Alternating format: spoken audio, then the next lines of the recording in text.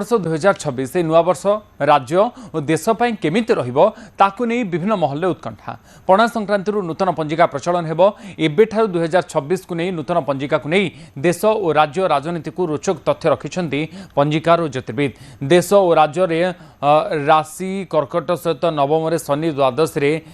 बृहस्पति होइतिबारु आर्थिक प्रगति भल रहीपर देशर मुखियांकर जश वृद्धि पाइबा सहित वैदेशिक संपर्क भल रही पंजिकार और ज्योतिर्विद रखिंट तथ्य अन्यपटे राज्य मुखियांकर राशि मकर रोथिबारु आसंता वर्ष टिके चैलेंजिंग रही पारे मंत्रिमंडल अदल बदल सहित आभ्यंतरीण सक्रियता देखा मिल पारे सेपरि विरोधी दल नेता मुखियांक पई नुआ वर्ष एते भल नथिबा कहा जाउछि पुरुखा नेता दल छाड़िबे एवं युव नेतांक प्रादुर्भाव रहिबो बोली ज्योतिर्विद कहउछन्ति।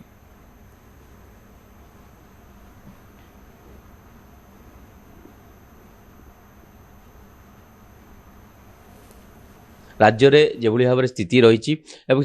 नुआ मुखिया रही विरोधी दल विरोधी भूमिका रही तेणु गत वर्ष विरोधी मैंने सक्रिय होते चलित वर्ष शासक और विरोधी भितर कौन कौन फलाफल कौन जदि आम प्रथम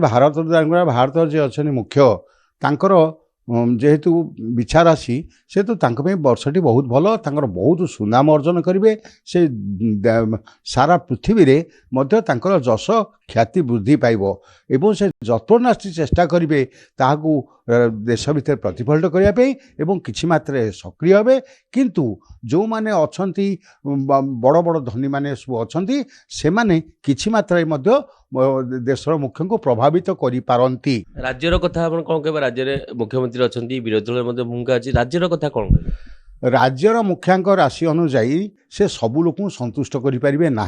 किंतु राज्य राजकोषरु प्रबल अर्थ व्यय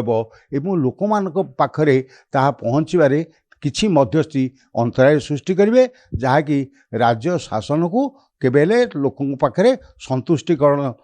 कर नहीं प्रशासन एवं मंत्रिमंडल स्तर में परिवर्तन हब सरकार क्या संतुष्ट करें ना किसी असंतुष्ट लोक निश्चित भाव में सृष्टि हेबे एवं से माने सरकार को वर्ष सारा चापग्रस्त कराइबे। जदि आम विरोधी दल बा मुख्य विरोधी दल संपर्क आलोचना करिया जेहेतु मुख्य विरोधी दल राशि होछि मिथुन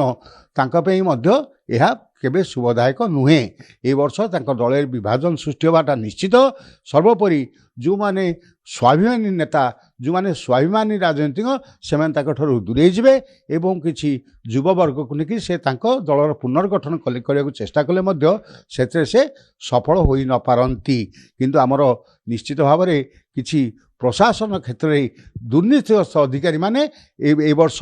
निश्चय लोकलोचन को आसबे अनेक दुर्नीतिर पर्दाफाश ए वर्ष निश्चित भाव में हम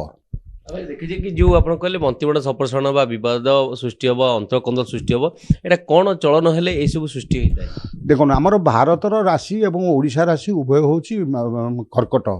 सप्तम शनि रोचंती एवं द्वादश बृहस्पति रोचंती से क्षमा करेंगे एकादश बृहस्पति होचंती तेणु एकादश बृहस्पति रोथिबारु कि से जो मानेकर किछि उच्चवर्ग लोक बा नेतृस्थान लोक से राज्य बा देशर किछि ना किछि लाभ होउथुआ बेले शनि जेहेतु नवम रोचंती से तो अंतर्द्वंद अंतरकंडल बा आमर कुटुंब हानि रोथुबारु प्रत्येक दल में निश्चित भाव में अस्थिरता सृष्टि होब एवं प्रत्येक दल कर्मी ठार आरंभ करी नेता माने मध्य मुखियांक संतुष्ट रहिबे नाही।